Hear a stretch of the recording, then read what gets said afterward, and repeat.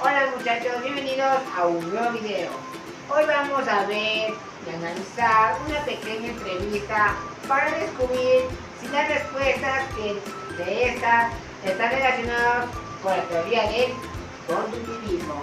Así que sin decir nada, comencemos. Primeramente, el conductivismo es una corriente psicológica que se enfoca en estudiar la conducta saludable, dejando a su lado lo que ocurre dentro de la mente. Según autores como John Wheeler Watson y Skinner, el aprendizaje es a través de la práctica, de la repetición y del esfuerzo. Es decir, cuando nosotros queremos hacer una acción, se repite y recibe una respuesta positiva. Es una conducta que mucho lo fortalece. Y bueno, mis chicos, a continuación veremos una entrevista que se hace la siguiente pregunta. Muy buenos días, licenciado Edison. El día de hoy le voy a entrevistar sobre el aprendizaje de los estudiantes. ¿Cómo usted considera que los estudiantes aprendan mejor mediante la práctica y la repetición a través de ejercicios, entre la exploración y el descubrimiento? Buenos días, Alexis, qué gusto tenerle aquí. Yo pienso que estos dos métodos, uno no es más importante que el otro, sino que se relacionan, porque si uno aprende por medio de la repetición de ejercicios, va a ir desarrollando habilidades como la precisión, pero si aprende por la práctica, va a mejorar la capacidad motriz.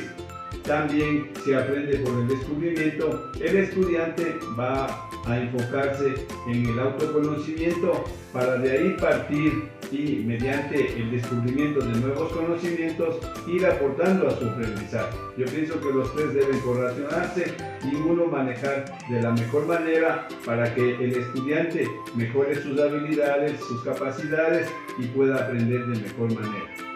Como pueden notar la respuesta, podemos saber que la persona que fue entrevistada menciona que los estudiantes aprenden mejor con la práctica y la repetición. Esto muestra también claramente una idea conductista que se centra en cómo la conducta puede modificar y reforzar mediante la experiencia. Tal como nos explica Skinner, cuando una acción se repite y se esfuerza, se convierte en un aprendizaje durativo. Por eso nosotros podemos decir que la respuesta pertenece al conductivismo, porque se basa tanto en la práctica, en el esfuerzo y en la observación de la conducta. En pocas palabras, aprendemos haciendo, repitiendo, tal como se propone la teoría conductista. En esta segunda pregunta de la entrevista te mostraré un pequeño video donde veremos un resultado muy interesante. Acompáñame. Muy buenas tardes, licenciado. Muy buenas tardes. ¿Cuál es el gusto? Con el licenciado Stalin Gómez. Muy bien, licenciado. En esta pequeña entrevista trata sobre la motivación. ¿Qué estrategia se utiliza para motivar a los estudiantes a aprender? ¿Prefiere utilizar premios, recompensas, reconocimientos o incentivar más la curiosidad y el interés? ¿Cuál sería su respuesta? Bueno, como docente procuro motivar despertando la curiosidad relacionada a los temas que estamos aprendiendo y a la vida cotidiana. Me gusta proponer las actividades creativas, los invito a pensar sobre algún tema que estamos tratando. Organizo proyectos donde ellos son los propios protagonistas. Lo que yo prefiero como docente es que se sientan felices y orgullosos por lo que logran, pues no por una nota. Es gratificante como docente ver la motivación que son ellos mismos. Muchas gracias por su tiempo y su colaboración, licenciado. Muy bien, según la respuesta del licenciado, él no es conductista, sino es más bien constructivista y humanista, porque el licenciado busca que el estudiante se motive desde su propio interés y el deseo de aprender, como nos dice Corey y Pérez, que hoy se promueve más el aprendizaje autónomo y el creativo. Por eso en este enfoque es más moderno, centrado en el desarrollo integral, aunque no está mal, ¿no es cierto? Pero se podría mejorar si el docente influye en momentos de retroalimentación para que sus estudiantes reconozcan sus avances y se mantengan motivados. Licenciado, yo soy estudiante de la Universidad Estatal de Bolívar y bueno, tengo acerca una pequeña pregunta sobre el propio docente. Sería, ¿cómo define usted su papel como docente? Bueno, mi querido Héctor, con gusto, ya que somos alumnos, muy queridos por la institución, tenemos para los de la Universidad de Chávez, siempre les deseamos lo mejor de los éxitos. Gracias por la visita. Sí, el papel del docente dijo es ser un guía, ser un orientador, un amigo, una persona que les vaya guiando poco a poco, día a día, para poder ir desenvolviendo tanto en la vida académica como en la vida profesional, ya que eso es un aprendizaje significativo, ¿no? Entonces estamos enfocados a este tema y siempre con la bendición del Señor porque nos haga feliz.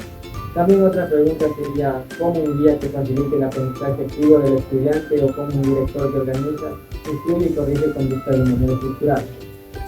Bueno, amigo, más el papel nuestro es ser un guía, ser un orientador, la persona que acoge, guía a los estudiantes, para que en base a eso el estudiante sienta una empatía, un entusiasmo, para asistir lógicamente a las clases, trabajar, ser parte íntegra de lo que es el trabajo diario, ¿no?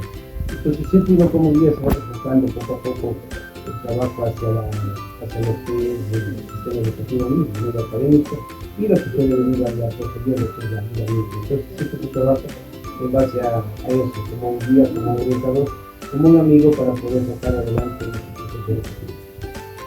Eso También en este caso este sería un modelo constructivista, porque en este caso el docente actúa como una guía, por ejemplo, dando los conocimientos al estudiante, facilita el aprendizaje activo, también es un enfoque constructivista, donde este participa, también explora y también construye su propio conocimiento, pero siempre y cuando el docente sea una guía. A continuación quiero presentarles un microlearning de la pregunta 4. Voy a hacer una pregunta sobre la evaluación. ¿Qué tipo de evaluación realiza con mayor frecuencia? ¿Exámenes objetivos y ejercicios prácticos de refuerzo? ¿O proyectos de trabajo que permiten la creatividad y el análisis del estudiante? Claro, respondiendo a su pregunta, yo generalmente realizo evaluaciones objetivas, pero a su vez también ejercicios prácticos en los cuales como docente me doy cuenta si mis estudiantes están aprendiendo los conocimientos que se les imparten. Aparte de ello, también suelo realizarle pequeños ejercicios repetitivos para de esta manera poder consolidar su aprendizaje. Muchas gracias. Bueno, aquí el profesor es conductista porque se centra en evaluar resultados observables y medibles utilizando ejercicios de refuerzo y de comprobación de conocimientos adquiridos, lo cual se refleja en los principios del conductismo, que busca identificar o reforzar conductas mediante la práctica y el control de respuestas correctas. Este enfoque también se caracteriza por comprobar el dominio de contenidos y el rendimiento a través de respuestas objetivas, también utilizando refuerzos y repetición como estrategias para consolidar el aprendizaje. Además, no se enfatiza la creatividad, la reflexión o el análisis crítico, sino la respuesta correcta ante un estímulo, lo que evidencia su orientación conductista. Hola, el día de hoy me van a acompañar a hacer una entrevista a una licenciada para ver si es conductista o no conductista. Vean. Hola, el día de hoy estoy con la ingeniera María Hidalgo, que ella me va a responder la pregunta sobre la conducta y disciplina. Cuando un estudiante no sigue las indicaciones o comete errores, prefiere aplicar medidas correctivas inmediatas y claras o analizar con la situación para fomentar la autorregulación y reflexión. Buenas tardes. Pues sí, sería la opción 2. Creo que una persona debió haber padecido algún problema, alguna situación estresante y creo que es preferible hacerle una inducción, una corrección de su malestar y darle acompañamiento. Claro, correcto. no es conductista porque su enfoque se centra en comprender las causas internas y emocionales del comportamiento del estudiante. La licenciada explica que cuando un alumno no sigue las indicaciones, es mejor analizar la situación, entender su estado emocional y ofrecer el acompañamiento. Esto demuestra su enfoque más humanista, cognitivo, ya que busca fomentar la autorreflexión y la autorregulación del estudiante. En cambio, el conductismo se basa en modificar la conducta mediante castigos o refuerzos externos, sin considerar lo que siente o piensa la persona. Por eso, la respuesta de la licenciada no es conductista, porque prioriza la comprensión, el apoyo emocional y el aprendizaje desde la reflexión, no desde la corrección inmediata. Gracias. Hola, a continuación te voy a mostrar un microalarde acerca de una profesora si es conductista o no es conductista.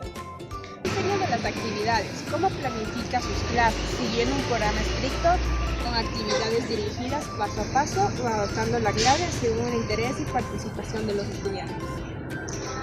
Buenas tardes. Bueno, primero es importante decir que toda planificación educativa tiene parámetros establecidos de acuerdo a los niveles, las materias, las responsabilidades que tienen tanto docentes como estudiantes. No obstante, deben usarse otro tipo de herramientas también para motivar la participación de los estudiantes y conforme a lo que ellos estén actuando, los docentes utilizamos otro tipo de herramientas que no están atadas necesariamente a la obligatoriedad y camisa de fuerza de una planificación, sino al tema, y luego hacemos un híbrido intentando que las clases sean interactivas, participativas y que el contenido de lo que se quiere enseñar pues definitivamente llegue a los estudiantes utilizando buenas formas y buenos métodos. Muchas gracias por su respuesta. Conductista. ¿Por qué? Porque aunque menciona la importancia de una planificación bien estructurada, su enfoque principal es en motivar, involucrar y fomentar la participación activa de los estudiantes, cuando el conductismo se centra en la obediencia, la participación de la conducta y participación de estímulos y sobre todo respuestas. Muchas gracias.